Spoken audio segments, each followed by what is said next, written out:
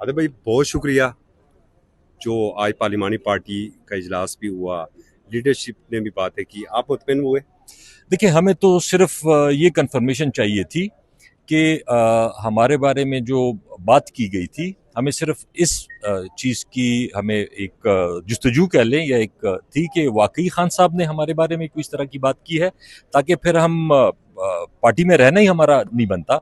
तो वो बैरिस्टर गौहर साहब ने पूरी डिटेल से पूरी पार्लिमानी पार्टी को डिटेल बताई कि खान साहब ने मुझे ये मैसेज दिया कि आप जाके आतिफ को, शाहराम खान को और असद कैसर को मेरी तरफ से मैसेज दे दो कि मेरी पार्टी की सीनियर क़यादत सारी प्रेस कॉन्फ्रेंसेस करके पार्टी छोड़ गई है मोस्टली, तो मुझे ज़रूरत है कौमी असम्बली में ज़्यादा इनकी, तो इनको कहो कि कौमी असम्बली का इलेक्शन लड़े। हमने कहा बिल्कुल ठीक है।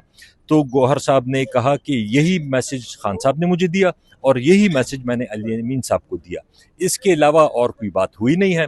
तो वो जब हमने कहा कि ठीक है, अगर वो उसमें कोई गौहर साहब कहते कि नहीं जी मुझे तो नहीं पता, या तो वो फिर हम और खान साहब के जरिए किसी के जरिए पूछवाते, लेकिन नहीं, वैसे आपको क्या यकीन था कि खान साहब बिलखुसूस आपके बारे में कोई ऐसी बात कर सकते मुझे हैं? यकीन था कि खान साहब ने नहीं कहा होगा, क्योंकि इतना अरसा जब आपका किसी के साथ हो जाता है तो जारी बात है आप भी लोगों को जज करते हैं, वो भी आपको जज करते हैं, आपको एक दूसरे का अंदाजा हो जाता है।